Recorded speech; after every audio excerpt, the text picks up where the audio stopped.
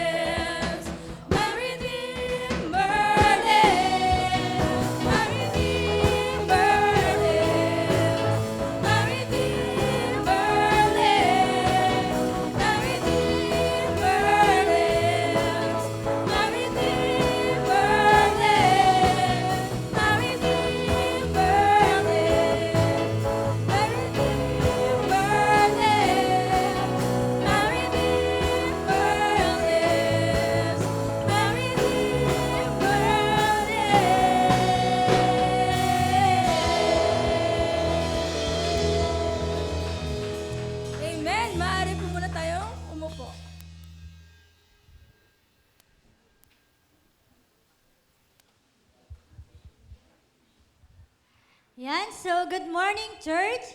Today is a beautiful day to worship the Lord, to lift our voices in praise, and to declare His greatness over our lives. Kaya naman po, batiin po natin ang ating katabi ng isang magandang umaga at sabihin po natin, sabihin po natin, masaya ako na makasama ka sa presensya ng Panginoon.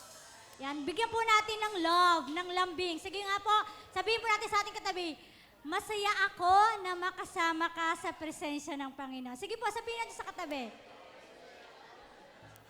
Para wala naman kayo sinabi eh. Parang mga bubuyog. Mahina lang.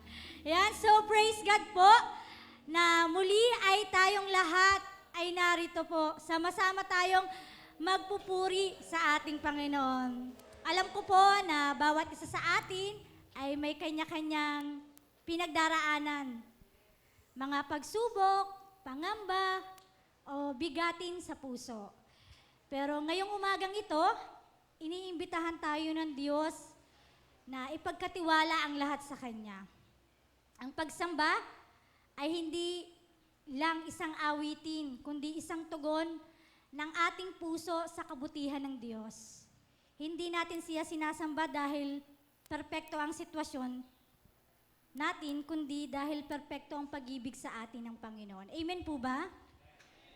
Kaya po sabi po doon sa Psalm 96, 1-4, purihin natin si Yahweh, awitan ng bagong awit. Purihin natin si Yahweh, lahat ng nasa daigdig. Awitan natin si Yahweh, ngalan niya ay sambahin. Araw-araw ang ginawang pagliligtas ay banggitin. Kahit sa ay ipahayag na si Yahweh ay dakila, sa madla ay ipahayag ang dakila niyang gawa. Si Yahweh ay tunay na dakila, marapat na papurihan, higit sa sino mang Diyos, siya ay dapat na igalang. Kaya mga kapatid, ano man po ang pinagdadaanan natin, may dahilan pa rin po tayo upang magpuri. Buhay tayo, may pag-asa at kasama po natin ang Diyos. Ano po? Tayo pong lahat ay magsitayo. Yan, tayo po ay muli ay aawit. Diba sabi doon, walang dahilan para tayo ay magpuri sa Panginoon. Kasi tayo ay buhay. Merong pag-asa at higit sa lahat. Kaya tayo may pag-asa kasi meron tayong Jesus. Ano po, kasama natin.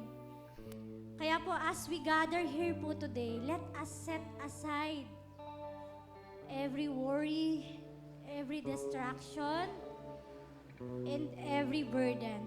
Let us fix our eyes on Jesus, the author and perfecter of our faith, sabi po sa Hebrews 12:2. Our words may never be enough to fully express His greatness, but still we will sing, we will worship, and we will give Him all the glory. Huwag po nating pigilan ang ating pagsamba. Itaas po natin ang ating mga kamay. Ipahayag po natin ang Kanyang kabutihan at bigay puso po nating purihin ang ating Diyos.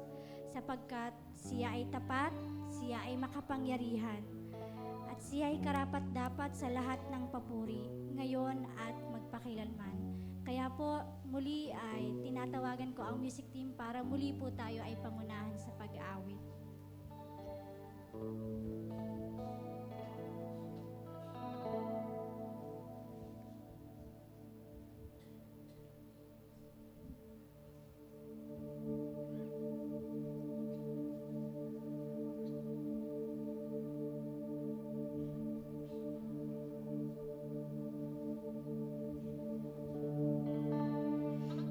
Sa mga awit 145 verse 1, dakilain kita, aking Diyos at Hari. Pupurihin ko ang iyong pangalan magpakailanman.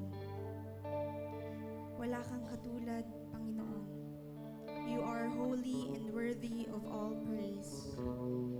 Kaya naman sa oras na ito, with surrendered hearts, we come to praise you, lifting our voices in worship.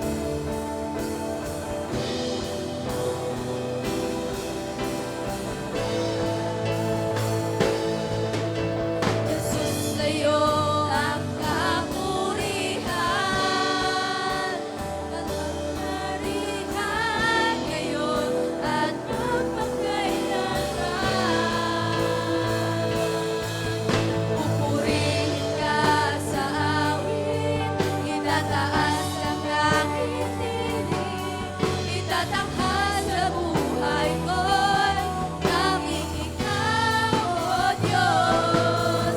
Higit pa sa kalangitan, ang iyong kalwalhatian, kadakilan mo'y di mapapantayan. Pupurihin ka sa awit, itataas ang aking tinig, itatakal sa buhay ko'y tanging ikaw, O Diyos. Higit pa sa kalangitan, ang iyong kalwalhatian, kadakilan mo'y di mapapantayan. Pupurihin ka sa awit, itataas ang aking tinig, itatakal sa buhay ko'y tanging ikaw, O Diyos. Higit pa sa kalapitan, ang iyong kalwalhatian, kadakilan mo'y di mapapantayan. Wala kang katulad, wala nang higit sa'yo. Wala kang katulad, wala nang papantay sa'yo. Ikaw ang Diyos, noon pa man, maging ngayon at kailanman. Sa habang panahon, wala kang katulad.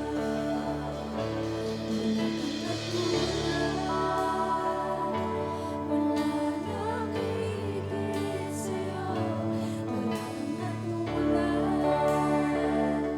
wala nang papantay sa'yo. Ikaw ang Diyos, noon pa man, maging ngayon at kailanman.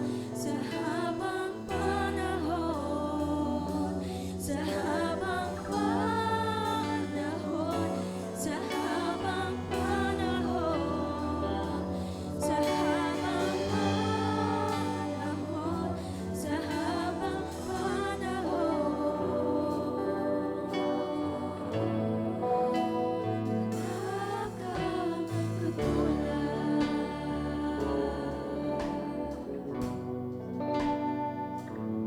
Lord, we praise you. We lift your name on high, Panginoon. Tunay na sa aming buhay, hindi po kayo nagkukulang, Panginoon. Dakila ang inyong pag-ibig, Lord, sa bawat isa sa amin, Lord God.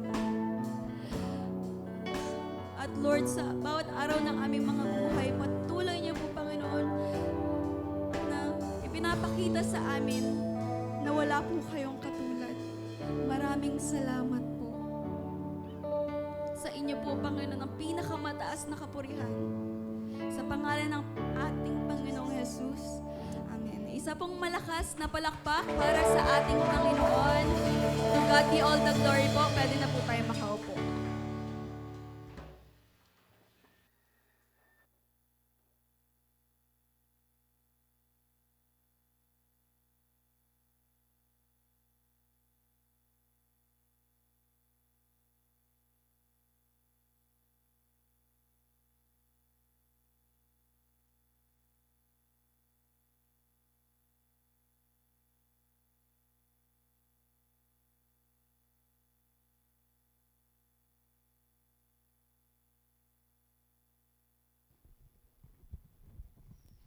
Hello, Mike. Good morning po.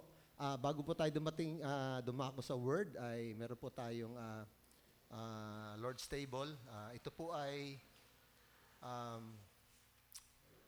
sinasabi po ng salita ng Panginoon, during the night when Jesus was betrayed, sabi ng Bible, He took the bread and He took the cup, saying, sabi niya, do this in remembrance of me. Dalawa pong ordinansa ang ibinigay sa atin ng Panginoon. Yung isa po ay minsanan lang pong nangyayari sa ating buhay. At yung isa po ay, ito nga po yung Lord's Table na palagi po natin inuulit. Yung una po ay yung baptism. Okay? So yung baptism naman po ay, ito po ay Pag ang tao nakakilala sa Panginoon, naligtas po siya, nagbabautismo siya.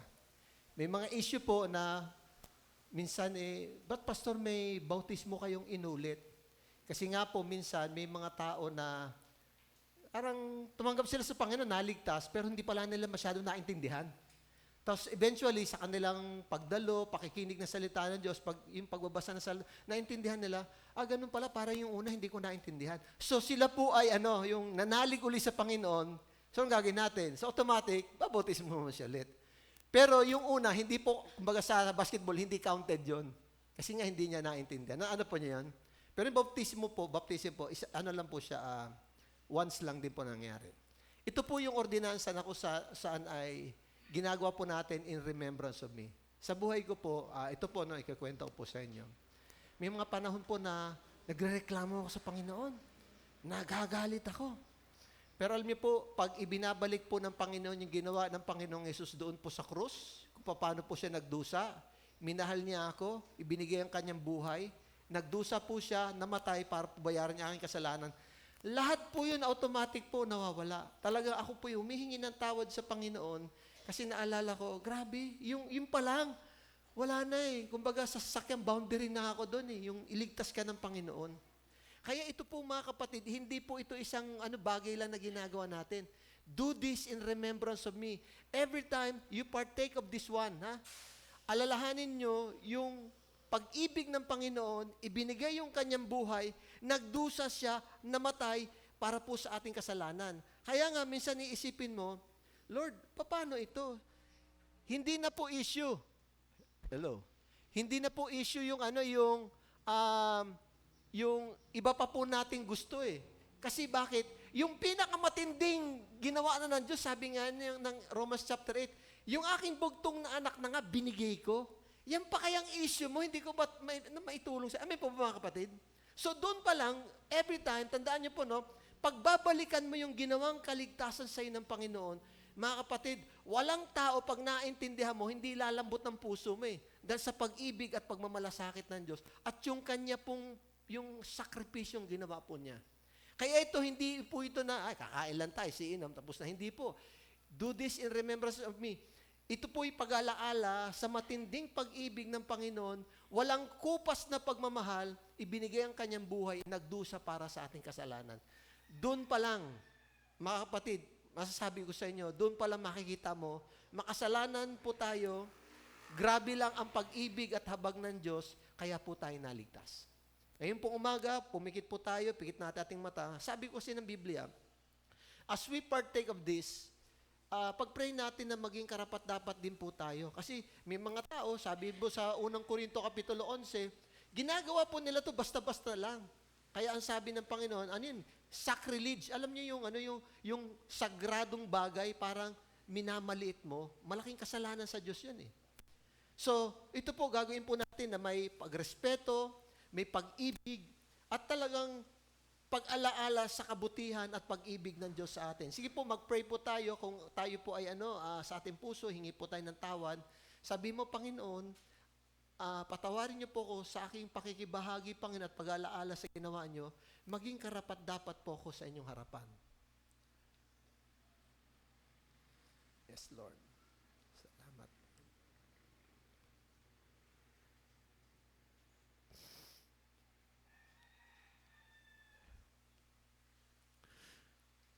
Panginoon, sa inyong pag-ibig, sobra-sobra, Panginoon, ang ginawa niyo sa amin. Kaya nga, Panginoon, pag personally, pag ako'y nagre-reklamo at naalala ko yung ginawa niyo sa krus, ako po ay nahihiya, Panginoon.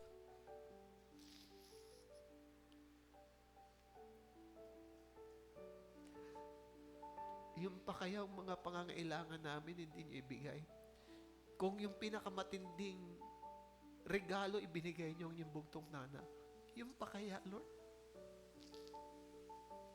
Kaya ngayong umaga, as we remember the death of the Lord Jesus Christ for our salvation, nagpapasalamat po kami, Panginoon. At humihingi kami ng tawad, Panginoon, sa aming mga pagkukulang. Habang namumuhay kami sa kasalanan, parang sinasabi namin, Panginoon, ipako uli si Kristo. Ipako uli siya. Kasi yun ang dahilan kung bakit ang Panginoon nagdusa sa krus, Panginoon, dahil sa aming kasalanan. Linisin niyo kami, Panginoon, as we partake of this, O God. Maging karapat-dapat kami, Panginoon, sa inyong harapan. Sa pangalan ni Jesus. Amen. Sige po, ilingin natin si Kuya Leo. Sige po, Kuya, paano nga po, patulong. Sige po, patuloy po tayong pumikit, pray po tayo. Let us remember the death of our Lord Jesus Christ at yung kanyang pag-ibig na hindi po nagbabago.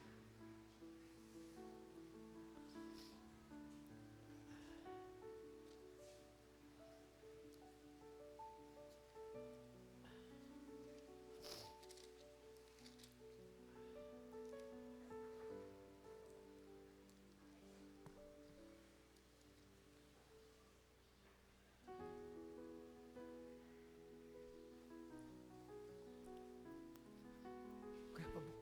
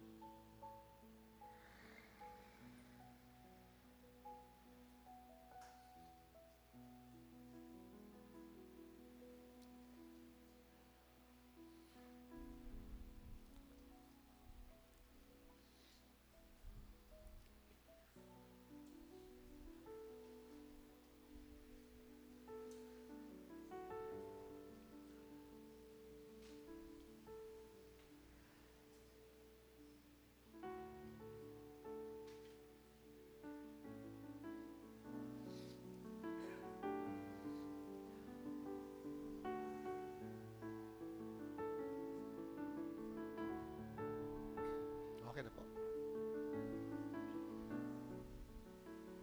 Unang Korinto, Kapitulo 11, talatang 23. For I received from the Lord that which I also delivered to you, that the Lord Jesus on the same night in which he was betrayed took bread. And when he had given thanks, he broke it and said, Take, eat, this is my body, which is broken for you. Do this in remembrance of me.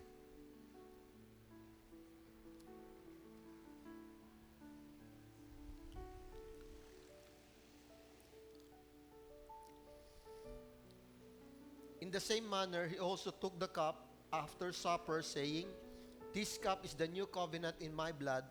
Do this as often as you drink it in remembrance of me.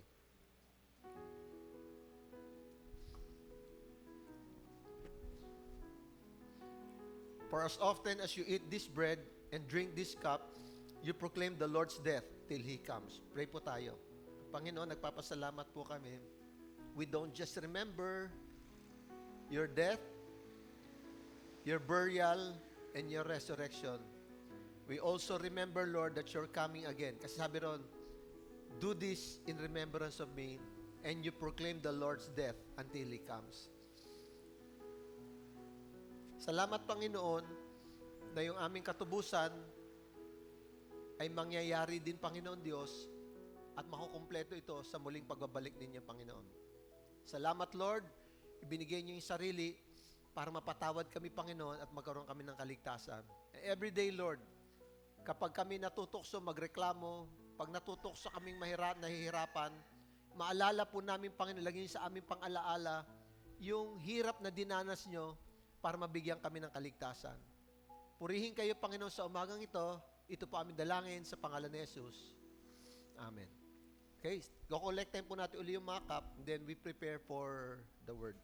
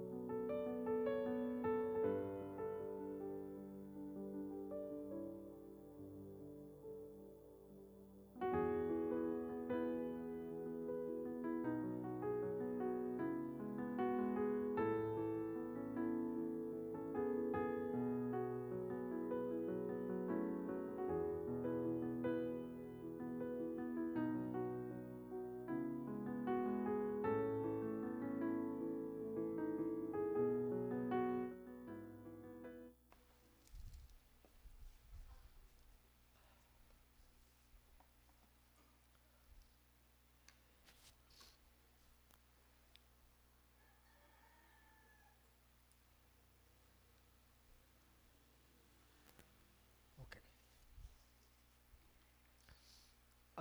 Meron pong may bahay, malapit po sila sa church, pero yung bahay medyo hindi naman masyadong tanaw. May kalsada pa, tas may eskinita, pero hindi naman ganun kalayo. May isa pong bata pumasok po doon sa church, tamang-tama na doon po yung pastor. Eh di yung bata humahangos, nagmamadali. Mamadali yung bata, no? Tinatanong niya doon sa lalaki, kayo po ba yung pastor dito? Sabi nung lalaki, ako po. Bakit po? Bilisan po niya, sumunod kayo sa akin. Eh di bigla nang tumakbo yung bata, napatakbo rin yung pastor. Takbo sila. Mamaya may pumasok sa parang iskinita. Di pumasok din yung pastor, takbo-takbo, tapos pumasok sa isang bahay. Doon po sa isang bahay, may babae. Siguro yun po yung ina, dala-dala po niya yung kanyang baby. May baby po siya eh, umiiyak. Umiiyak yung babae, at sinasabi niya paulit-ulit na, sabi ng babae, umiiyak siya, dala-dala niya yung baby niya, patay na daw yung anak ko eh. Sabi niya, tinitingnan nung kasi nagulat nga siya, kasi hinahalikan nung babae yung baby. Pero walang tugon, walang response. Nung ginawa ng pastor, sinilip niya. Kala niya kasi kung ano eh. Eh baby nga, kaso medyo maitim na yung bata. Sabi ng pastor, yan po ba, dinala niyo po ba sa ospital?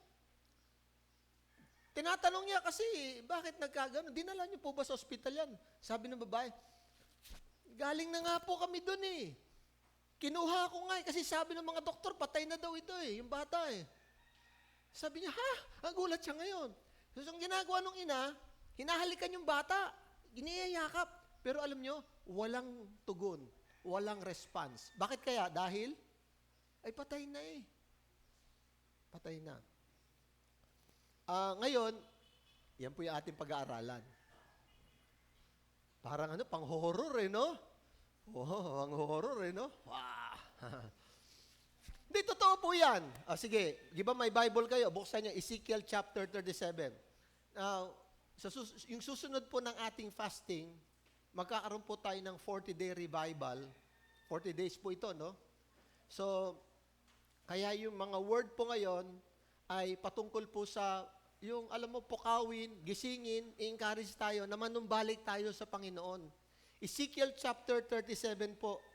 Yan, Ezekiel 37. English po yan, no? Pero babasahin po natin kasi may Tagalog version naman po ako. Okay. Ezekiel 37.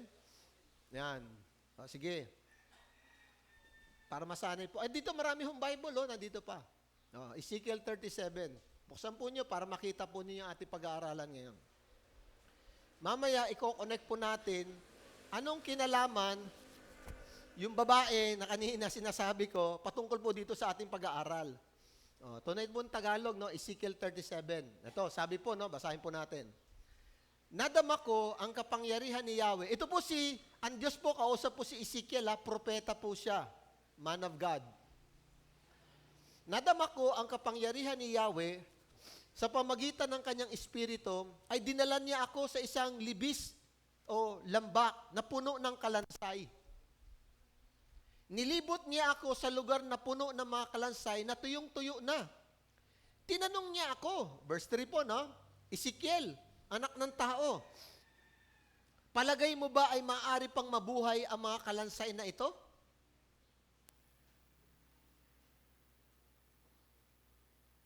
Ano sa tingin mo? Mabubuhay ba yan? Tingnan mo. Kaya tanong nga ng Panginoon kay Ezekiel, sa palagay mo kaya, mabubuhay pa kaya yung mga yan? Ito po. Grabe po investment niya sa Chinchansu. Ito po, nagsisetapil pa yan. Pero dulo, ganyan din. So, yon. Sumagot ako, sabi ni Ezekiel, kayo po lamang ang nakakaalam, Yahweh. Verse 4. Tingnan mo verse 4. Tingnan natin. Verse 4 sabi po niya, sinabi niya sa akin, magpahayag ka sa mga kalansay na ito, sabihin mo, mga tuyong kalansay, dinggin ninyo ang salita ni Yahweh. Ito ang pinagpasabi niya, bibigyan ko kayo ng hininga at kayo'y mabubuhay. Lalagyan ko kayo ng litid at laman, babalutin ng balat, bibigyan ko kayo ng hininga at kayo'y mabubuhay. Sa gayon, makikilala ninyong ako si Yahweh. Nagpahayag nga ako tulad ng utos sa akin. Nang ako'y nagsalita, nagkaroos ng malakas na ugong. Ano yung ugong? Yung mga buto-buto. Yung parang walang eskilan, yung mga ganon. Nagtunugan. Ang ingay. At nabuo ang mga kalansay. Talo pa nito ang mga zombie. Nakita kong sila'y nagkaroon ng litid. Sabi na, no? At laman. Nabalot sila ng balat, ngunit hindi pa humihinga. So nabuhay. Sinabi sa akin ni Yahweh, Ezekiel, anak ng tao, tawagan mo ang hangin sa lahat ng dako.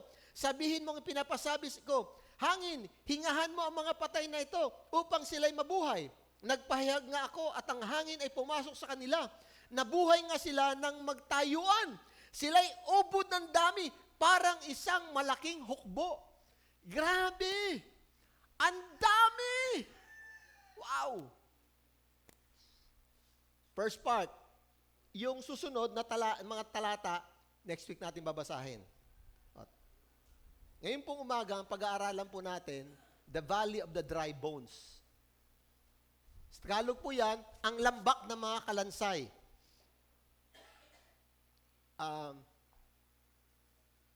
Iba po yung pag yung payat, yung iba pag payat na ang tawag, ang payat mo naman, flesh and bones, nakalagay na flesh and bones. Pero may mga tao na ang itsura nila ay bones and bones. Yung buto-buto na talaga. Grabe, buto-buto na. Pero buhay pa ho yun.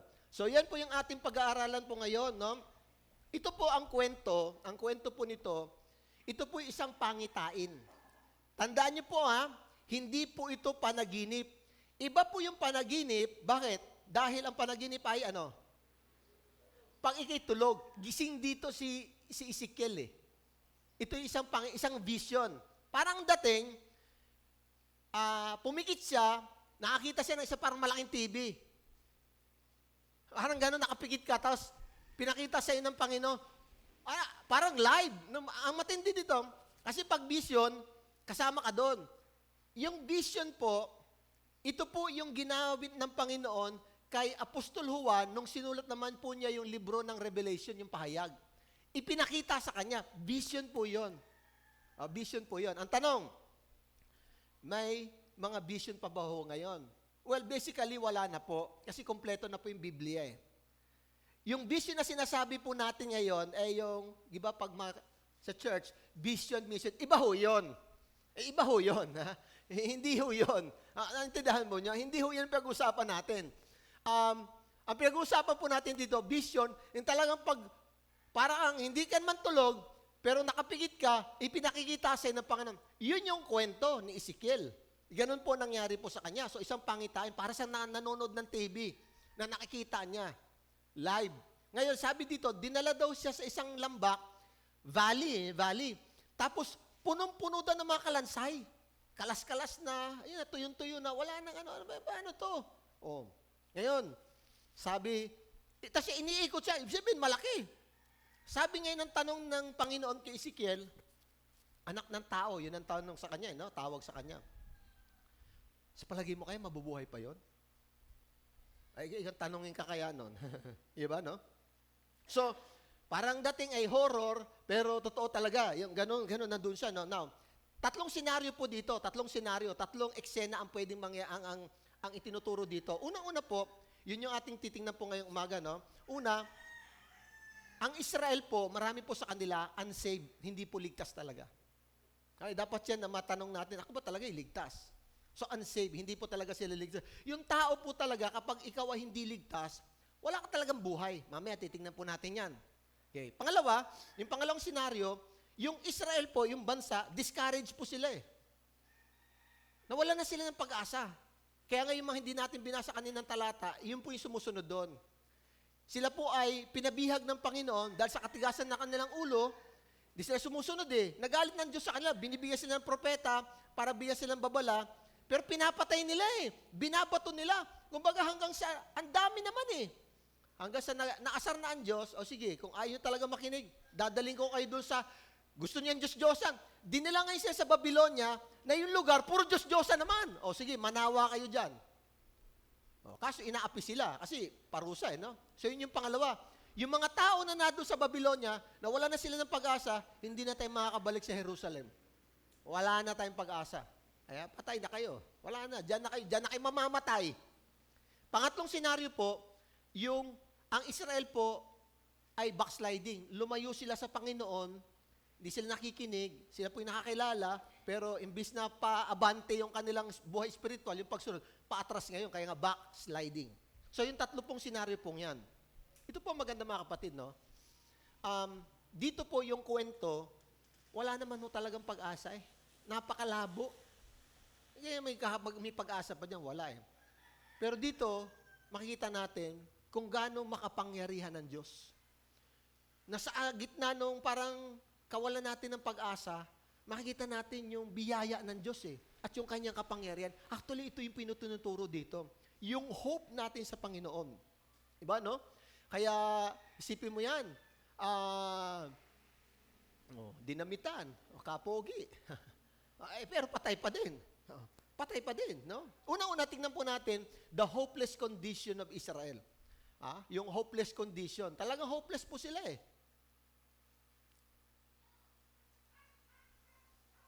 Yan, yung hopeless condition. Actually po yung the valley of the dry bones, yung lambak na mga buto ng kalansay dito, ito po ay pagpapakita po na wala talagang pag-asa ang Israel na. Hopeless eh. Sa tingin nyo po yung ganong sitwasyon, may pag-asa pa kaya ayon? Kahit nga si St. Peter at si Redondo, hindi wala na pakikialaman yan. Wala na Walang pag-asa po talaga yan. So pinakikita dito ng Israel, pag wala ang Diyos, wala talaga siyang pag-asa. At talagang hopeless ka, di ba? So, dahil yung mga tao po nung panahong yon, na doon po sila sa Babylonia, iba naman po na sa Assyria, yung Israel kasi, napunta sa Assyria. Malupit yun. Yung mga taga-Huda naman, nakita na nila yung pag-backslide, yung paglayo ng Israel, gumaya rin. Di nalaman sila sa Babylonia. Kaya dalawang bansang malulupit na bansa ang nagpaparusa sa kanila. Yung mga tao na doon, nawala na po talaga sila ng pag-asa. Mamamatay na tayo dito, hindi na tayo makakabalik sa Israel. Hopeless po yung kanilang sitwasyon. Kahit po tayo, sa ganyang sitwasyon, wala kang pwedeng itulong sa mga yan. Anong pag-asa pwedeng ibigay mo dyan? Di ba? Hindi lang hopeless. Pangalawa, helpless. Wala ka ng pag-asa, wala ka pa maitutulong. Ewan ko kung may tutulong kayo doon. Kaya nga tinatanong sa Ezekiel, anak ng tao, ikaw na may propeta, anong tulong pwedeng ibigay sa mga yan? Wala siya masagot. Kasi wala man talaga siya may bibigay na tulong, no? So, ito po yung problema ng bansang Israel. Wala silang pag-asa, walang makakatulong na sa kanila. Grabe mga kapatid, nakakalungkot. Iisa-isahin po natin yan, titingnan po natin ngayong umaga na paano dumating sa punto na tayo, wala tayong pag-asa, wala naman makatulong sa atin, anong gagawin na natin sa ating buhay? Iyan po yung ating titingnan po natin, no? Dito po, ito pong aral po ito, Ezekiel 37, ipapakita po sa atin dito kung gaano katindi ang kapangyarihan ng Panginoon. Grabe, gaano katindi yung kapangyarihan ng Diyos. Isipin mo 'yon. Walang pag-asa, nagkapag-asa. Grabe, di ba? So 3 pong bagay titingnan natin. Una-una, sabi nga natin, so dito yung unang senaryo, ang Israel po, marami po sa kanila hindi ligtas. Okay, dapat isang bagay na dapat siguraduhin natin. Talaga bang ligtas ako? Ba't parang wala namang conviction sa akin patungkol sa kasalanan, dire-diretso lang ako. O, ito yung Israel. No? Pangalawang yung discourage po sila eh. Nasiraan na sila ng loob. Hindi na tayo makakaalis dito. Tayo habang panahon na talaga tayo magiging alipin ng ibang bansa. Sabi niya, mamamatay na lang tayo, magkakaapo tayo dito, pero alipin din tayo. So discourage po sila. At pangatlo po, makita po natin dito, yung pagtalikod nila sa Diyos, backsliding. No? Now, ikukumpara po natin yung 3 sitwasyon ng Israel na ito sa buhay po natin ngayon. Yun po yung let's compare. Ikukumpara po natin yung sitwasyon ng Israel sa sitwasyon natin ngayon. O, tingnan po natin, una-una, sabi po rito, nadama ko ang kapangyarihan ni Yahweh sa pamagitan ng kanyang espiritu. Dinala niya ako sa isang libis na puno ng kalansay. Nilibot niya ako sa lugar na puno ng kalansay na tuyong-tuyo na. Tinanong niya ako, Ezekiel, anak ng tao, palagay mo ba ay maaari pang mabuhay ang mga kalansay na ito? Sumagot ako, kayo po lamang ang nakakalam, Yahweh. Tingnan po natin una po, ng Israel po, marami po sa kanila ay hindi naman talaga ligtas.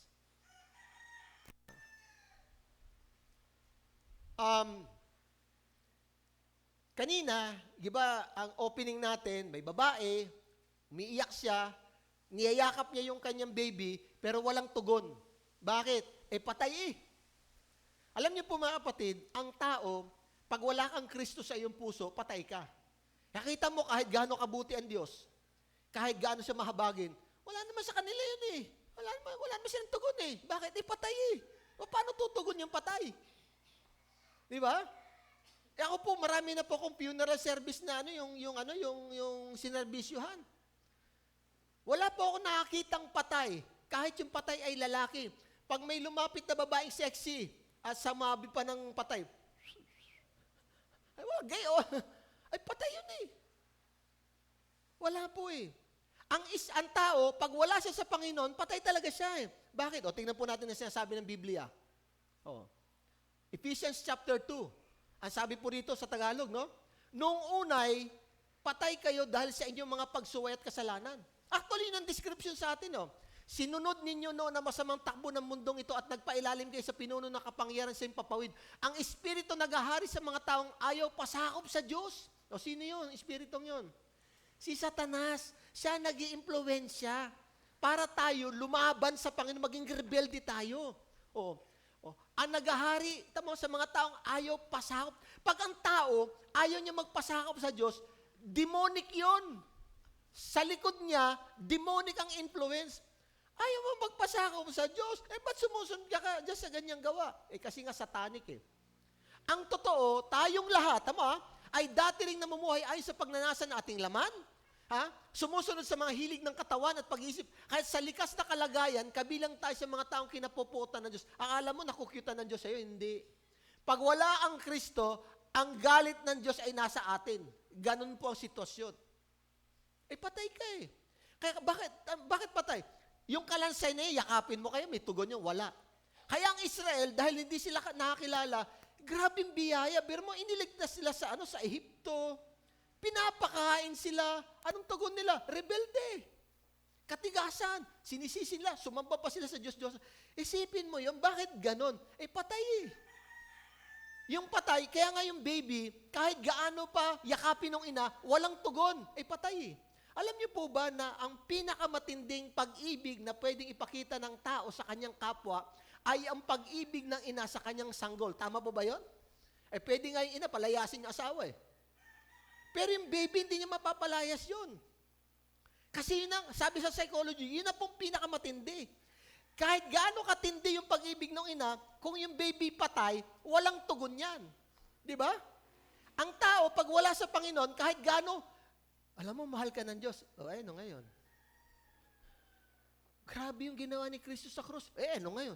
Wala siyang tugon. Unsafe, hindi siya ligtas. Kaya kahit gaano kabuti ang Diyos sa Israel, hindi nila ma-appreciate Patay sa kasalanan. Tabo? Patay sa kasalanan at sa pagsuway. Ang description ng Diyos sa taong walang Kristo, dead in sin. Patay. Kaya dapat pag nag-evangelism ka, uunawain mo yung kanilang sitwasyon.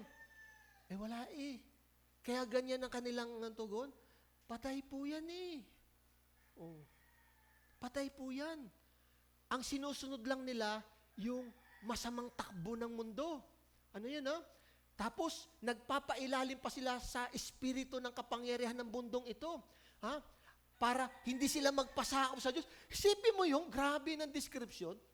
Grabe mga kapatid.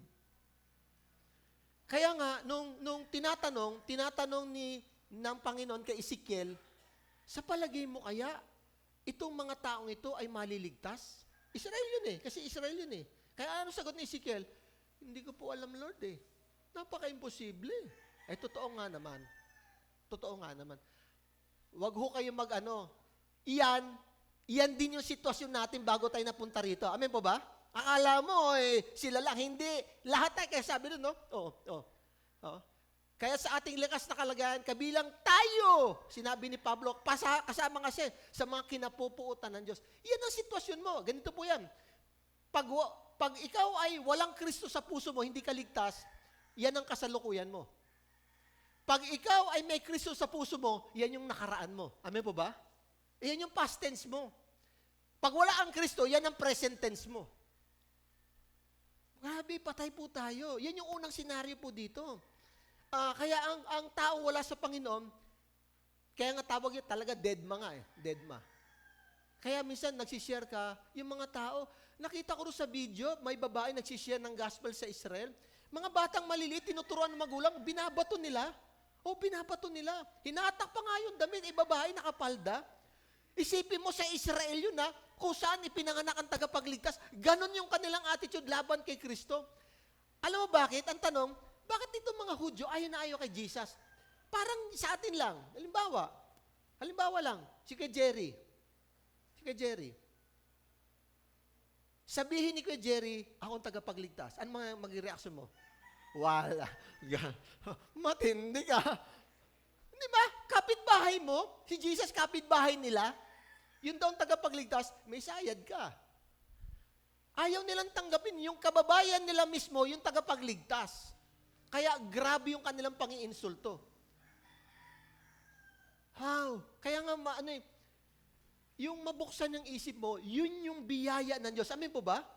Yung mabuksan ng isip mo, makilala mo yung tagapagligtas, hindi naman ito yung aking sitwasyon noon Ay bigla na lang, yun na yung habag nga ng Panginoon Isipin mo si Pablo, siya pa yung panguna para si Stephen, si Esteban ay siya yung nagpapatay. Yun ang trabaho niya rin noon Ano sabi niya?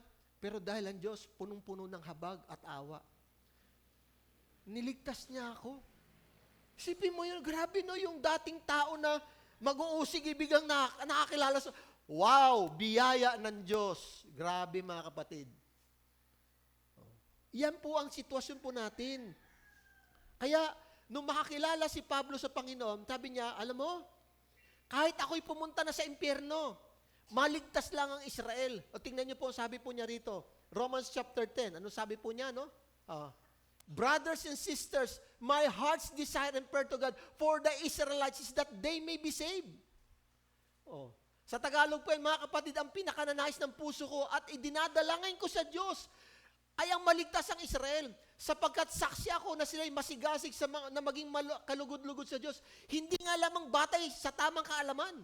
Dahil hindi nila kinikilala ang pamamaraan ng Diyos upang maging matuwid ng tao. Nagsisikap silang gumawa ng sarili ng pamamaraan. Hindi sila nagpapasako sa pamaraan na tinakda ng Diyos. Alam niyo mga kapatid, yung kaligtasan, susunod ka dyan sa prinsipyo ng Diyos. Kasi hindi naman yan atin, kanya yan.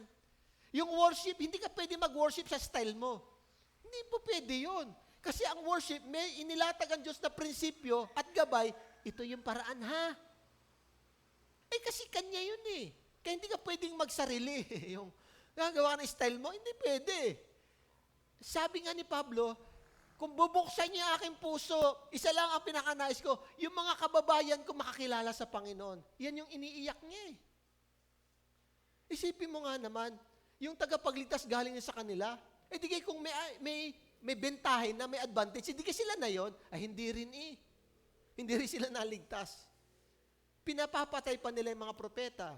Inuusig nila yung mga Kristiyano. Paano kaya yon? Grabing tigas ng puso. Kaya sabi niya nga dito, kung ako'y nakakilala sa Panginoon, grabing habag at biyaya ng Panginoon. Mga kapatid, ito po, tama po ba? Wala eh, wala naman talaga. Kaya sa kaligtasan, wala tayong pwede ipagmayabang. Wala. Hindi mo ba alam na pati yung pananampalataya mo galing sa Diyos? Ano sabi sa Efeso 2? 8? For by grace you have been saved. Sa biyaya na Diyos tayo naligtas. At hindi ito dahil sa ating sarili. Ito ay, ano ko yun? Ano sunod? Ito ay kaloob. Ano yung ibang kaloob? Ano isang kaloob? Regalo. Ay, hindi ka na pwede regaluhan na regalo. Pati yung faith mo, ba't ka nagsisi? Regalo pa rin ng Diyos yun. Kasi kung di kanya niregaluhan, hindi ka man talaga magsisisi. Kaya ang kaligtasan, 0% sa paraan ng tao. Wala tayo. Lahat yan ay galing sa Diyos. 0 naman talaga eh. Kasi ultimo yung pananalig natin, yung pagsisisi natin, ibinigay ng Diyos. Sobrang awa lang talaga niya sa atin. Alam mo, kung hindi kita bibigyan, maniwala ka, hindi ka maliligtas. Tatanggihan mo lang ako, tatanggihan. Amen po ba mga kapatid? Kaya sa kaligtasan, walang tao pwedeng magyabang dyan. Eh, niregaluhan ka lang eh. Eh, kung di pa tayo niregaluhan, hindi pa tayo. Kaya nga sabi ko, every time na magpapartake po tayo ng Lord's table, grabe Lord, ito'y regalo. Biruin mo, wala naman dapat ako nito, pero dahil mabuti ka, Panginoon. Ito'y kaloob ng Diyos, biyaya niya sa atin. Unang sitwasyon po ng Israel, sila po ay marami po sa kanila, hindi po naman lahat, pero marami sa kanila, hindi po talaga ligtas. Ngayon, ganito po, ano naman po sa akin ngayon yan? Ito po yan. Meron po ba kayong mga mahal sa buhay na hanggang hindi pa naliligtas? Walang tugon eh. Parang patay. Wala silang interest. Parang yung kalansay, wala eh. Wala, ang tagal na eh. Wala din. May nakausap po ako, pastor. Yung kapatid po niya, yung pag-alagala din sa kalsada. Walang inatupag yung kundi mag-inom. Talagang ano siya, yung sa kalsada na ho natutulog. Okay na kwento niya. Nagkasakit ngayon. Dinala sa hospital. Sabi ng pastor, inalagaan ko yung kapatid ko ngayon eh. Hirap na po doon sa kanyang sitwasyon, nasa hospital eh. Ayaw pa rin niyang kumilala sa Panginoon. Sabi ko, grabe. Iba pag ang tao yung talagang hirap na, yung huling sandali na lang. Sabi niya, pastor, grabe, wala akong magawa eh. Pero hindi natin po alam, Malay mo doon sa kanyang, alam mo, yung doon sa kanyang huling saglit, nagdasal din po siya. Kasi may pangako naman talaga ang Diyos, diba, sa Gawa 16:31. Ikaw at ang iyong sambahayan maliligtas. Ibig sabihin, kung meron lang isa, kahit isa, na magtsatsaga at mananalangin, at alam mo, kahabagan ng Diyos yung pamilya at makakilala sa Panginoon po yun. Yun po yun eh. Kaya nga, ito po ang encouragement. Kung meron tayong mahal sa buhay, hanggang ngayon, hindi pa rin, wala pa rin tugon. Patay pa din. Katulad ni Ezekiel, Lord, di ko naman alam kung anong gagawin na eh. Hayaan mo na ang Diyos ang kumilos. Basta, tuloy ang prayer. Amen po ba? Tuloy ang prayer. Tuloy ang tiyaga. Tuloy. Hayaan mo ang Panginoong kumilos sa kanilang buhay. So, ito po yung unang-unang lesson po dito. The unsaved Israel. Hindi sila ligtas no?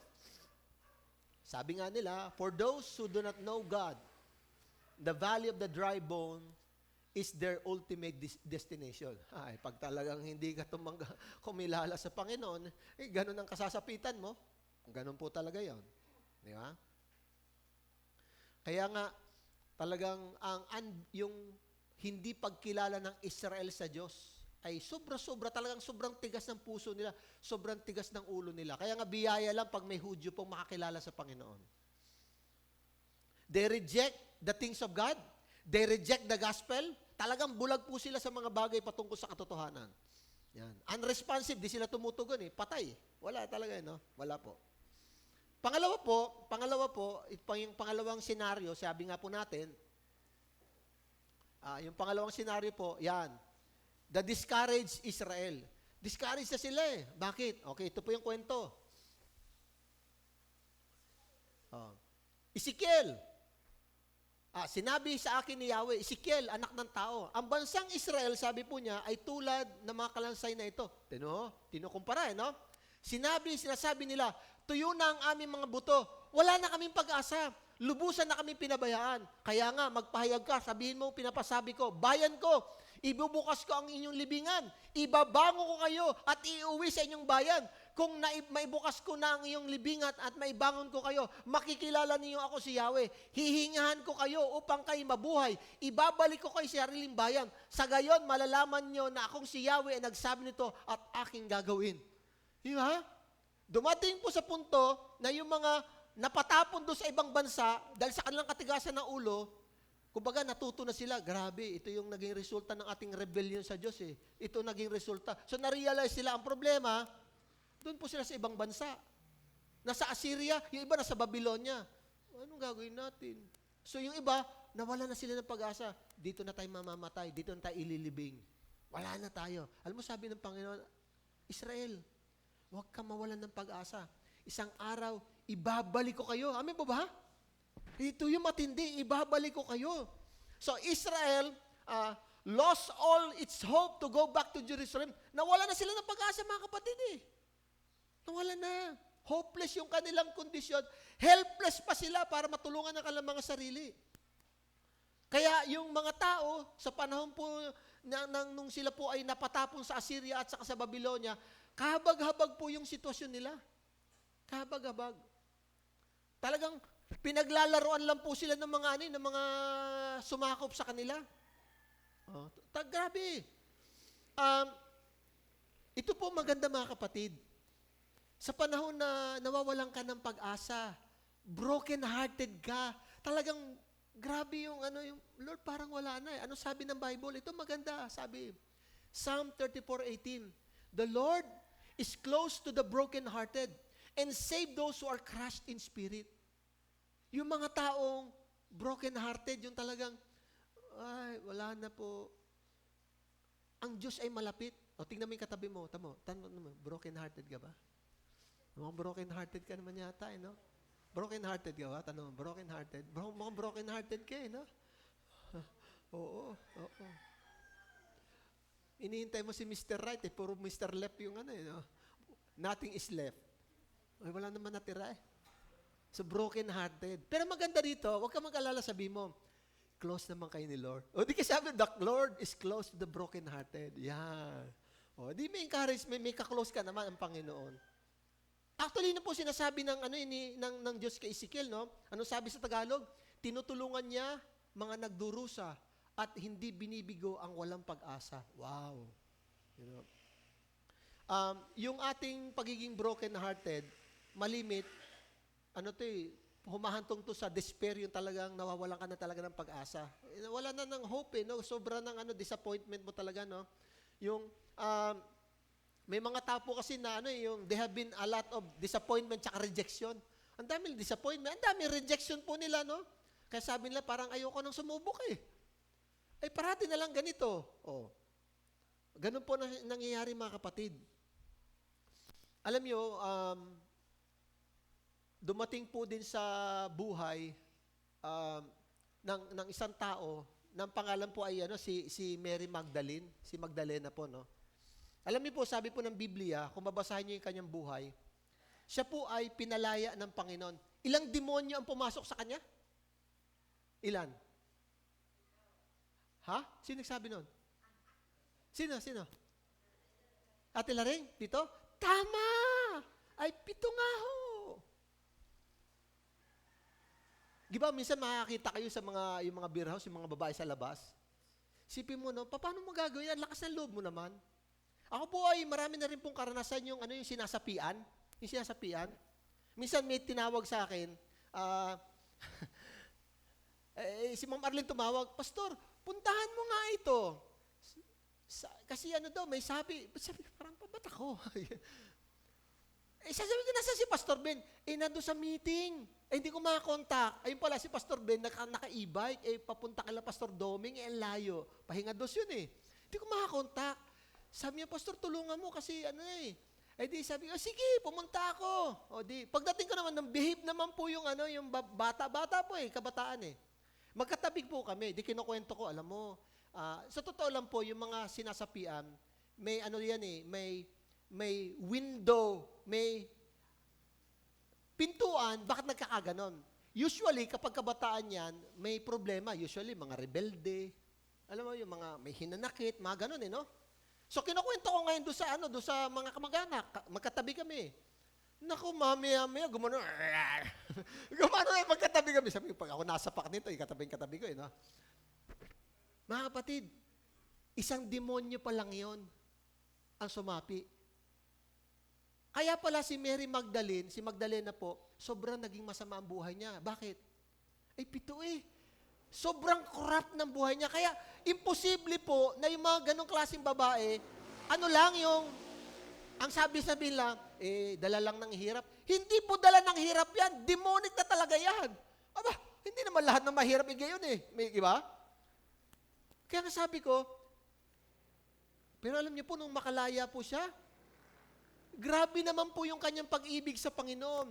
Nung si Kristo'y nabuhay, siya yung unang-una na pumunta doon sa libingan at nakausap yung mga anghel. At ang sabi po, diba, binasa natin, Luke chapter 8, isa po siya sa mga babae na financially nagsusupport sa ministry ni Jesus. Grabe mga kapatid. Nung makalaya siya, nakita niya talagang, alam mo, grabe naging buhay ko noon. Pero wala na talagang pag-asa. Wala ka ng pag-asa. Pero nung makilala niya ang Panginoon, nakalaya siya. Amen po ba? Ito yung pag-asa po mga kapatid natin Kaya nga sabi ko, sipin mo yun, no? Magagawa ba nila? Hindi nila magagawa basta-basta yun. May kapangyarihang nasa likod nila doon. Demonic po yan, hindi basta-basta. May mapapatay ka, tapos grabe, ilalagay mo. Sobra naman yun. Hindi kaya po gawin ng isang matinong tao po yun. Talagang mayroong kapangyarihan nasa likod para nagtulak na gawin niya ganun kasama. Pero kahit na ganun, alam niyo mga kapatid, kahabagan ng Diyos at dapat pa rin maligtas. So yung Israel po, nawala na po sila ng pag-asa. Meron pong grupo, numalit pa po ako, alam niyo po ba si Bonnie M? Bonnie M, hindi ba niyo yung Bonnie M? May kanta po sila By the rivers of Babylon. Narinig niyo yan? There we sat, Ate Marie, yeah, we weep, for we remember Zion. Ano yung mga grupo po yun By the rivers of Babylon. Narinig mo ba yun? Malit pa po ako noon no? Wala nang tanungan na edad. Yung ano po yun? Bonnie M po yun. Totoo po yun. Kasi biblical po yun Kasi sabi po dyan sa Psalm 137, by the rivers of Babylon, we sat and wept, and we remembered Zion. There on the poplars, we hung our harps. Yung mga yung kanilang mga instrument, yung ginagamit pagsamba, isinabit na raw nila. For there our captors asked us for song. Our tormentors demanded song of joy. They said, sing us one of the song of Zion. Sabi niya, how can we sing the song of the Lord while in a foreign land? Sabi niya, paano kami kakanta ngayon ng masayang kanta? Inaapi kami Tapos nandito pa kami sa lugar na hindi naman naming lugar. Grabe mga kapatid. Ito yung sitwasyon ng Israel Wala nang kanta, wala nang buhay, wala nang pag-asa, mamamatay na tayo dito. Kaya yung mga sumakap sa kanila, sampulan nyo naman kami ng kanta nyo. Giba yung mga Hudyo magaling kumanta. Kantahan nyo naman kami. Hindi na po kami makakanta. Wala na pong saya sa aming puso Pinabayaan na po kami ng Panginoon dahil po sa aming mga nagawang kasalanan. Diba? Ito po ang maganda po rito mga kapatid na dumadating po ang tao sa punto ng kanyang buhay, dead end. Dead end Wala ka naman magawa na Wala ka naman magawa eh. Dead end. Wala na. Walang walang tulong. Walang pag-asa. Oh. Kaya iba, dumating, may cancer. Iniwan ng asawa. Namatay yung anak. Bankrupt. Ang grabe po, nawala ng trabaho. Saan tayo maghahanap ngayon ng trabaho? Matanda na. Wala eh. Dead end. Anong ang gagawin natin? Diba? Bakit ito nangyayari sa akin, Panginoon? Parang Israel eh. Na-discourage na sila eh. Pero alam mo, sabi ng Panginoon, Israel, papakita ko sa inyo kung sino si Yahweh. Papakita ko sa inyo yung kapangyarihan. Alam niyo mga kapatid, pag dumating ka sa dead end ng buhay mo, yung wala ka ng pag-asa, diyan mo makikita ang kapangyarihan ng Diyos. Amen po ba? Oh. Kaya sinasabi nila na wala tayong pag-asa. Kasi sa sarili nila, totoo naman talaga. Pero nalimutan nila na may Diyos na buhay. Amen po ba mga kapatid? May Diyos na buhay. O, tinan mo si Abraham. Sa tandaanan nila, anong sabi ng Biblia? Romans 4:17, New Living Translation. Abraham believed in God who brings the dead back to life and who creates new things out of nothing. Alin yung kwento? Yung ipinapasakripisyo ng Diyos si Isaac, di ba doon sa Mount Moriah? Alam naman po natin, pag ang isang sakripisyo, anong gagawin mo doon? Papatayin mo yon. Alam mo, susundin ni Abraham yan eh. Bakit? Ang kanyang paniniwala, yung batang yan, bubuhayin ulit ng Diyos. Wala pa namang resurrection noong unang panahon eh. Pero grabe yung faith po niya. Oh. Tapos sabi pa niya, gagawa siya ng bagong bagay galing sa wala. Wow! Grabing pananampalataya mga kapatid. Ito ang kailangan natin para yung ating mga discouragement ay maalis at magkaroon tayo ng pag-asa. Amen po ba? Abraham believed in God who brings the dead back to life. Naniniwala siya. Wala pang teaching about resurrection ha. Pero grabe hindi. Makapangyarihan Diyos. Kahit mapatay ko yan kasi yun naman ang utos niya. Bubuhayin ulit ang Diyos yan. Grabe yung Kaya alam mo, ang Panginoon, saludo kay Abraham. Saludo siya eh. Alam mo, ibang klase ka. Pagdating sa pagsunod, pagdating sa pagtitiwala, grabe ka, sabi niya. Kaya nga siyang ginawang ama ng Israel eh.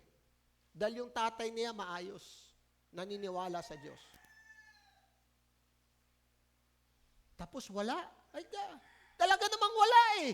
Di ba? Itong mundo, galing naman talaga sa wala ito eh. Ba't nagkaroon? Kasi nga makapangyarihan ng Panginoon. Ito po mga kapatid, bago tayo umalis dito, kung wala kang pag-asa, kaya ng Diyos gumawa ng pag-asa dahil sa iyong kawalan. Amen po ba? Kaya niyang gumawa ng paraan kahit wala ng paraan.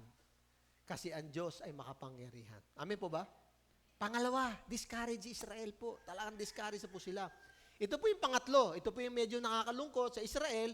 At yun nga, ito po yung yung backsliding Israel. Yan. Alam niyo po yung backsliding, sabi nga, pinag-aralan namin, actually kaya sinerso mga tatay, konti lang bahagi, yung backsliding po, ito po yung taong, may Jesus naman siya sa puso niya eh. Kaso, imbis na paabante yung kanyang paglakad, ay paurong eh.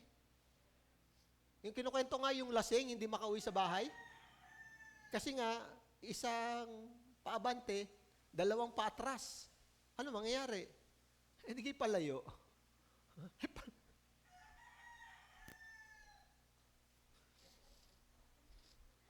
Aba, Kaleo, ano suggestion mo doon? Sige, ano suggestion mo doon para makauwi? Sige nga, tingnan mo. Sige. Gaganti. Kaya Jomar, paano makakauwi yun? Sige nga.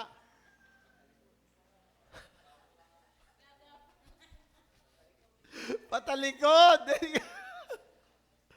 Joke lang naman yun. Ups, hindi kasama yun ha. Okay. Hindi patalikod dapat. Mas maraming patalikod eh. Iyon yung problema sa Israel. Mas maraming patalikod kaysa sa paaabante. Paano ka lalago niyan? Mas maraming disobedience kaysa sa obedience.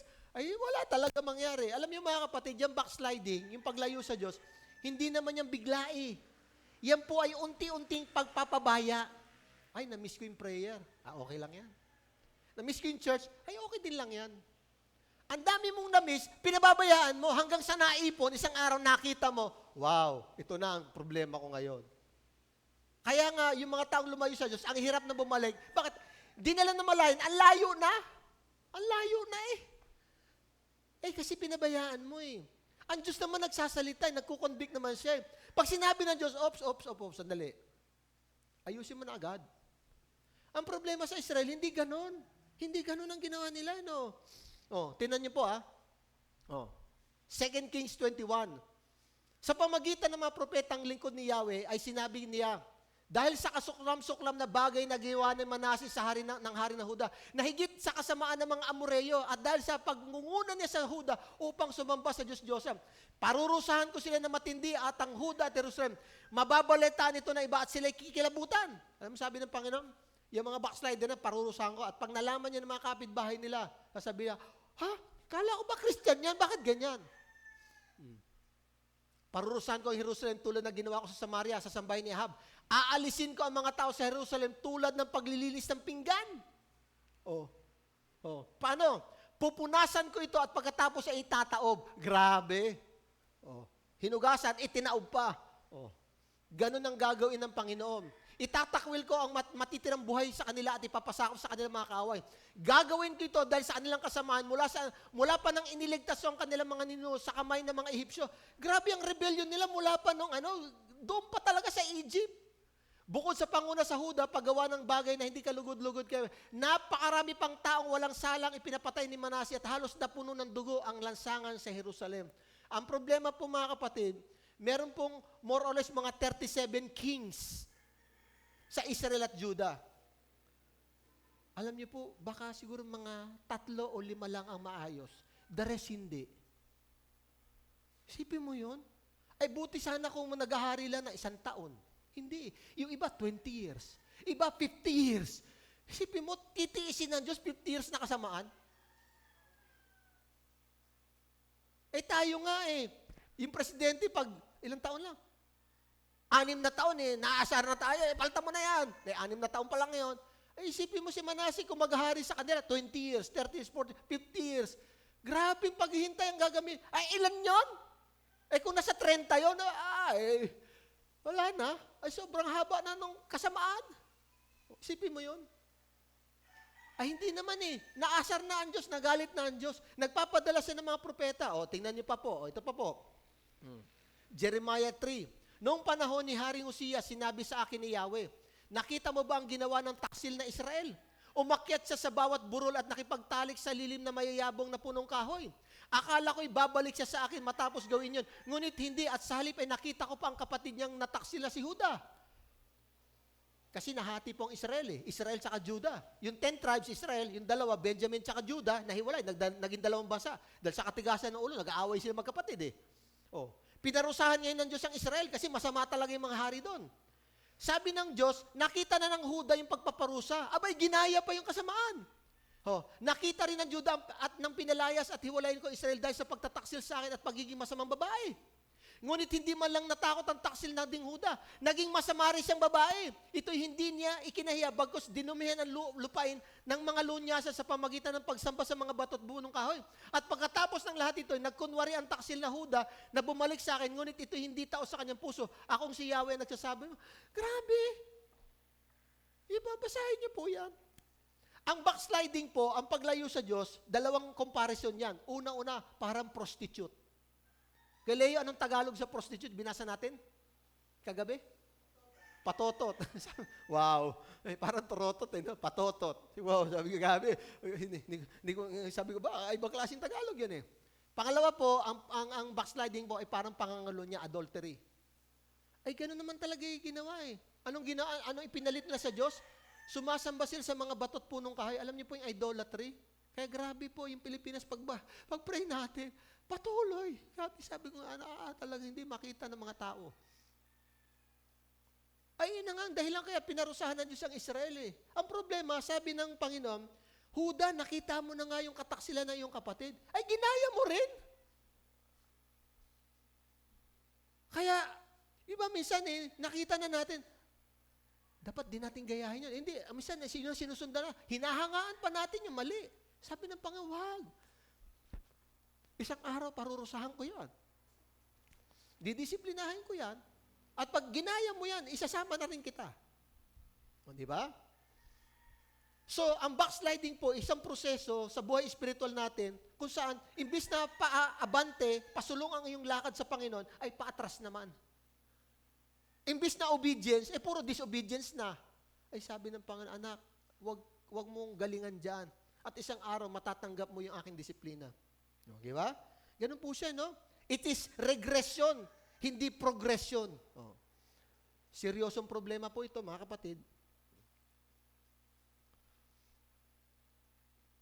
Kaya ngayon po umaga, 3 senaryo ang problema ng Israel. Ano yung una?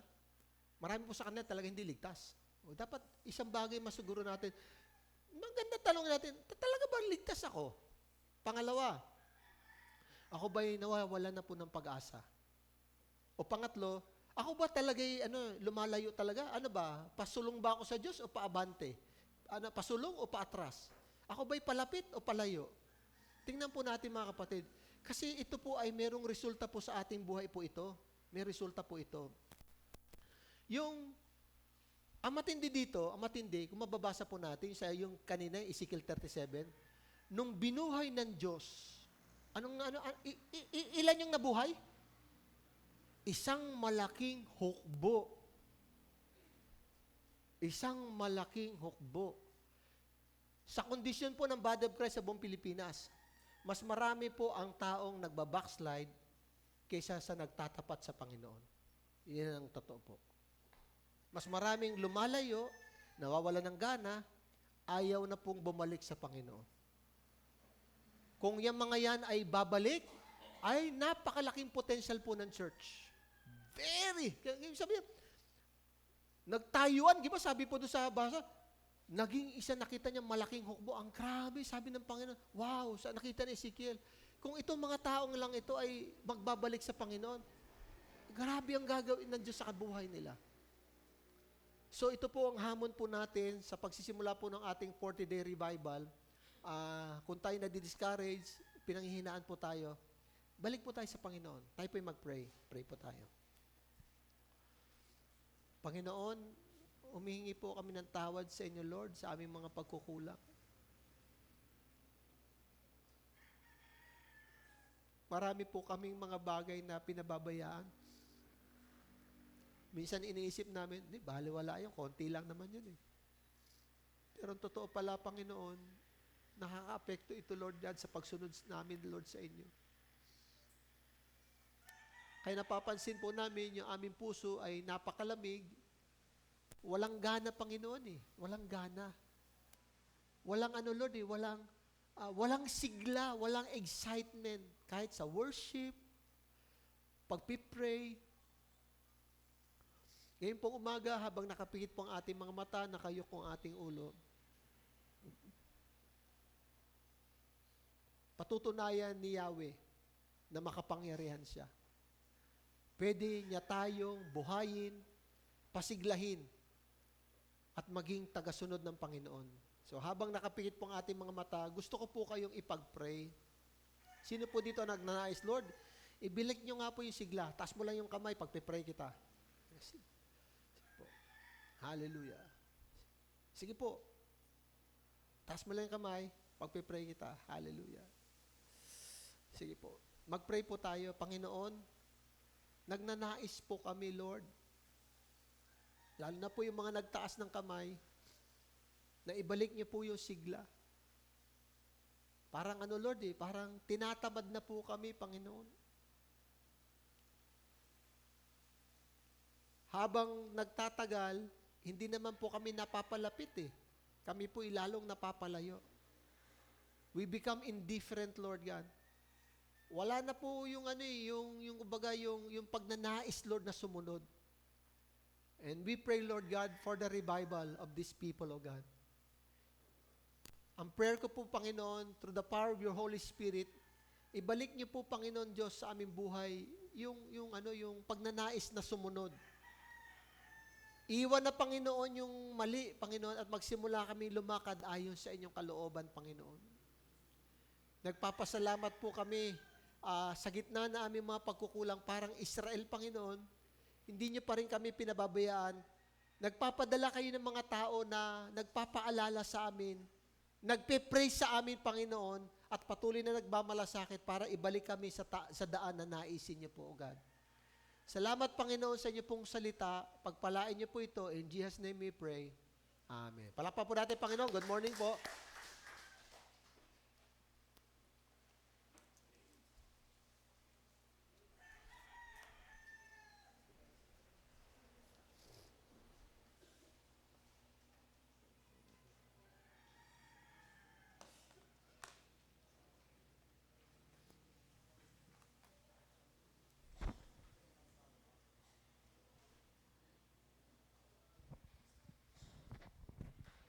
Thank you.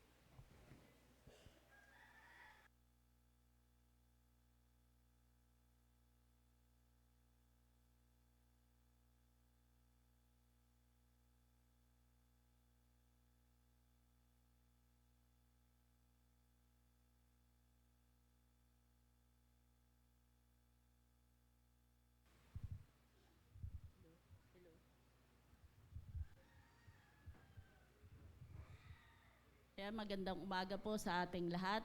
Ngayon naman po ay dadako tayo sa pagbibigay at bukas po kayo sa akin sa ikalawang Korinto 9, 7, and 8. Ang bawat isa ay dapat magbigay ayon sa sariling pasya, maluwag sa loob at di napipilitan lamang. Sapagkat iniibig ng Diyos ang kusang pagbibigay ng may kagalakan. Magagawa ng Diyos na pasaganain kayo sa lahat ng bagay at higit sa inyong mga pangangailangan upang may magamit kayo sa pagkakawang gawa. Sige po, tayo po ay manalangin. Panginoon Diyos na makapangyarihan sa lahat, maraming salamat po sa oras na ito, Panginoon. Salamat po, O Diyos, sa aming mga narinig na inyong mga salita, Panginoon. Salamat din po, Panginoon, sa lahat ng biyaya na ipinagkakaloob nyo sa amin sa araw-araw, Panginoon. Ngayon po ay magbabalik kami ng aming mga ikapo. Nawa po, O Diyos, talagang makapagbalik po kami ng may kagalakan sa aming puso, Panginoon. At patuloy na kami inyong pagpalain, lalo't higit po sa aming mga ikinabubuhay, Panginoon, upang patuloy na kayo'y aming maparangalan at patuloy na kami ay magbigay ng may kagalakan. Salamat po, Panginoon, at nawa po, O Diyos, pagpalain nyo ang bawat isang magbibigay sa pangalan po ng Panginoong Hesus. Amen. Pwede na po tayong magbigay.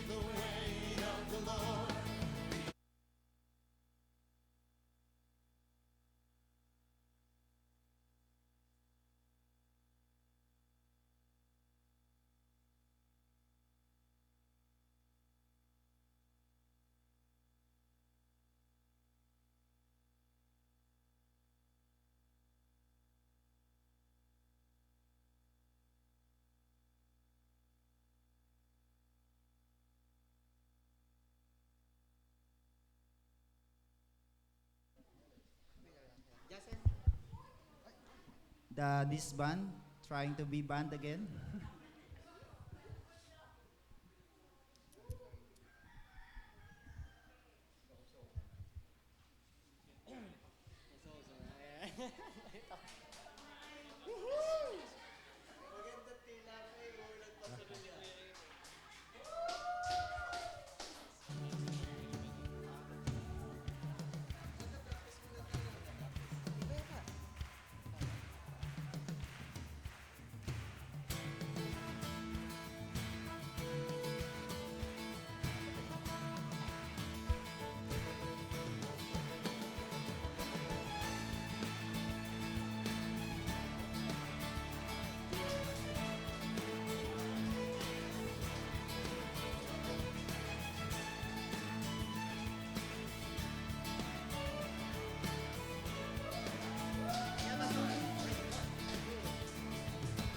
These are the days of Elijah, declaring the word of the Lord. And these are the days of your servant Moses, righteousness being restored. And these are the days of great trials, of famine and darkness and sword. Still we are the voice in the desert, crying, preparing the way of the Lord. Behold, he comes, riding on the clouds, shining like the sun. At the trumpet calls, lift your voice. It's the year of Jubilee, and out of Zion's hill salvation comes.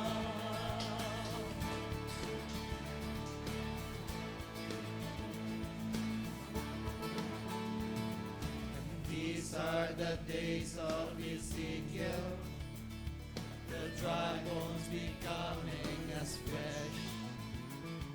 And these are the days of your servant David, rebuilding the temple of praise.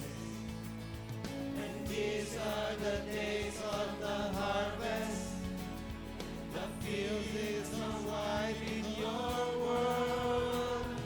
And we are the laborers in the vineyard, declaring the word of the Lord. Behold, he comes, riding on the clouds, shining like the sun.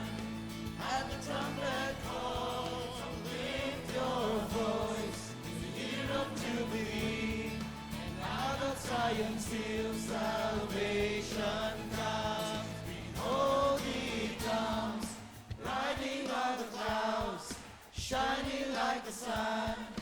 And the trumpet calls, lift your voice. It's the year of Jubilee, and out of Zion's hill salvation comes. Behold, he comes, riding on the clouds, shining like the sun. At the trumpet calls, so lift your voice. It's the year of Jubilee, and out of Zion's hill salvation comes.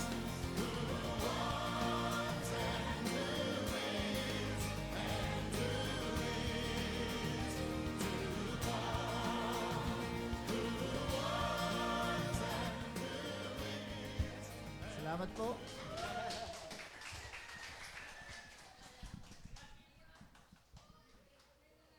But there's more. So dito naman yung third generation.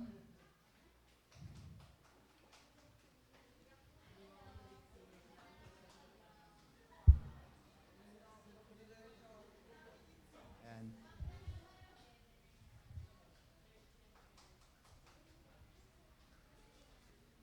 Kung hindi nyo po inabot yung time ni Moses at saka ni Joshua, so ngayon mabivisualize nyo po kung ano nangyari nung time na yon. Ito yung time si Moses po ay namatay, tapos i-take over na po ni Joshua yung kanya pong pangunguna po sa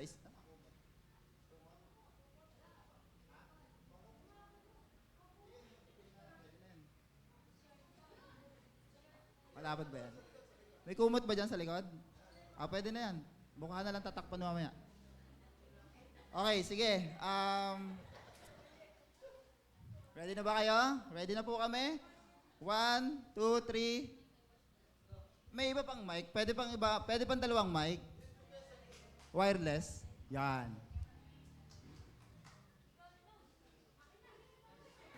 Tara na. Wag up. Sound check. Okay ka na. Okay, go.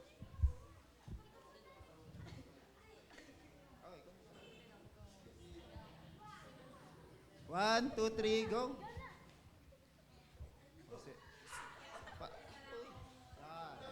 Patak pa mga mukha. Nagluluksa tayo dyan. Ikot dun. Pag ganun. Lapit. Yan. Ganito po magluksa dati, mga nakatawa.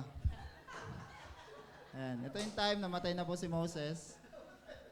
And then, nahinga pa eh.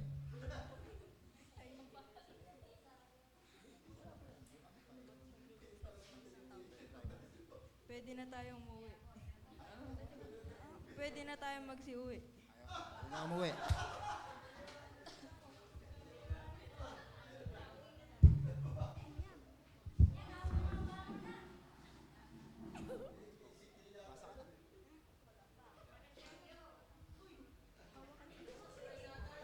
Uy, pwede ka na umuwi. Okay, babasa ka na, Bible. Tapos, voice over. Itong time na to, kinakausap po siya ng Panginoon. Go. Wala makakagapi sa iyo habang ikaw ay nabubuhay. Sasamahan kita gaya ng pagpatnubay ko kay Moises. Hindi kita iiwan ni hindi pababayaan man. Magpakatatag ka at lakasan mo ang iyong loob sapagkat ikaw ang namumuno sa bayang ito. Sa pagsakop nila sa lupaing ibibigay ko sa kanila ayon sa aking pangako sa inyong mga ninuno. Okay?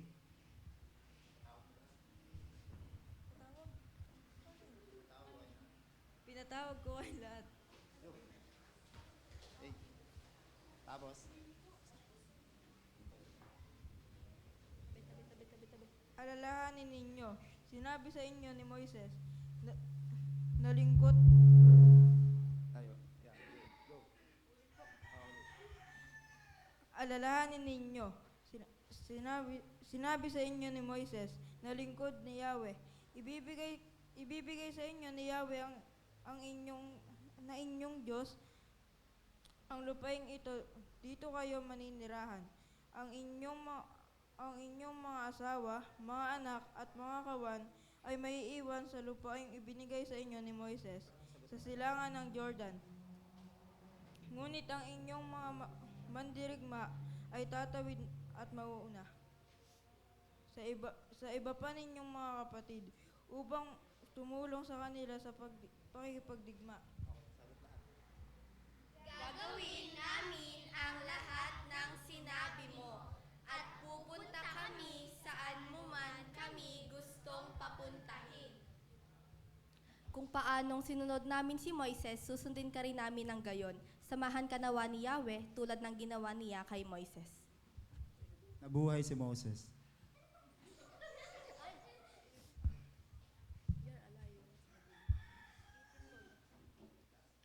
Ang sino mang tututol o susuway sa utos mo ay dapat patayin.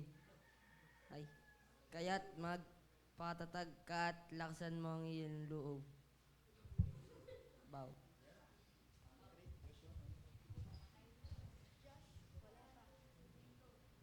Joshua 1:8.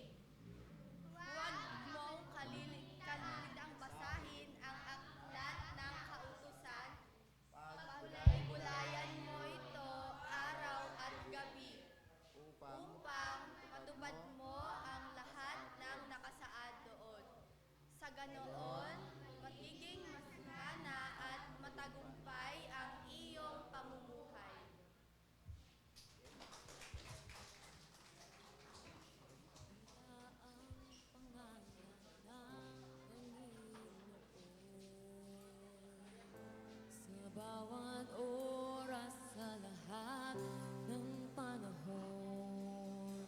Tayo po tumayo lahat para po sa pagwakas sa panalangin po at mamaya po ay sa ating pong pagbabalita. Tayo po mag-pray.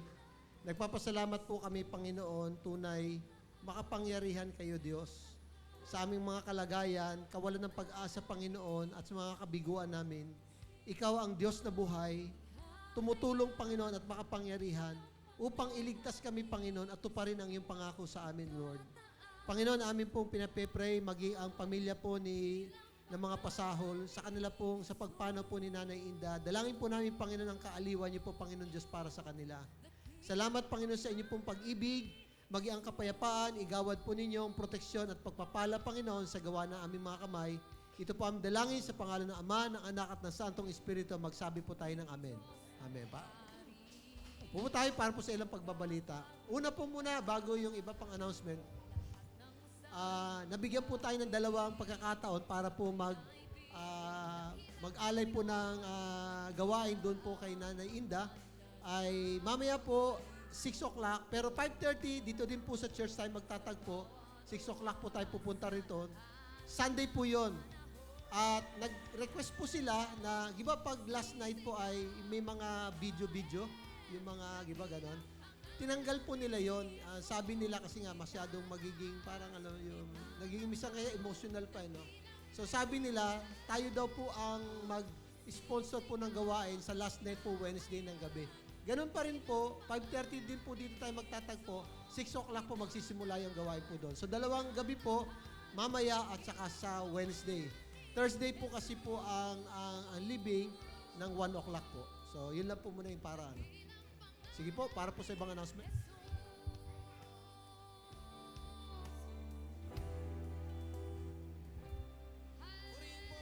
Yan, so good morning po muli sa ating lahat para po sa birthday celebrants ngayong February.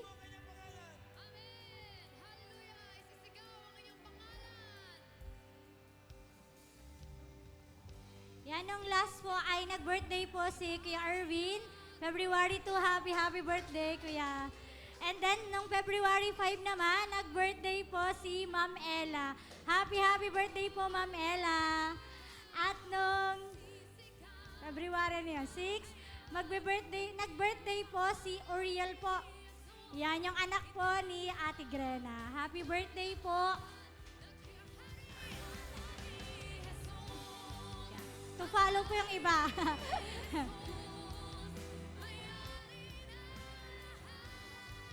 Yan. At sa February 11, magbe-birthday po si Kuya Mike Avellanosa. Happy birthday po. At si Johnson po magbe-birthday naman sa February 13. Happy birthday. At ganun din po, sa Valentine's Day, si Ate Ruth po ay magbe-birthday. Happy birthday po mga kapatid. Yan. At para po sa patuloy na gawain po, patuloy pa rin po ang ating prayer meeting. Every Tuesday po, dito po yun sa church, 5:30 p.m. po. At patuloy pa rin po ang ating online prayer fellowship. Friday po yun, 7 p.m. sa Messenger group po. At ganun din po ang ating pong night of prayer and worship. Every last Friday, 7 to 9 p.m. Dito po yun sa church. At patuloy pa rin po ang ating Ignite, ang ating youth worship service. Ito po ay 1 p.m. At patuloy po namin ini-encourage ang ating pong mga kabataan na kayo po ay available ng 1 p.m. Tayo po ay sama-sama po na tayo ay matuto, lumago at talagang maka-fellowship po natin ang bawat isa. Yan po ay 1 p.m. po yun, 1 p.m. At patuloy pa rin po ang ating campus ministry dito po sa Tipas. Every Tuesday, Wednesday, and Thursday, ito po ay 12 to 12:30 po. 30 minutes lang po. At kung kayo din po ay available ng araw pong ito at ng oras din pong ito, 12 to 12:30 ay sama po tayo. At yan lang po. At salamat po sa Lord sa natapos na isang linggo pong ito at salamat po sa inyong time and the effort at talagang napakabuti po ng ating Panginoon. Kaya naman po palakpakan po natin ang Panginoon sa isang linggo muli na natapos. At para po sa ating server ang ating pong mga young people boys. At ngayon po, pwede na po tayong pumunta sa ating mga small groups. Thank you po.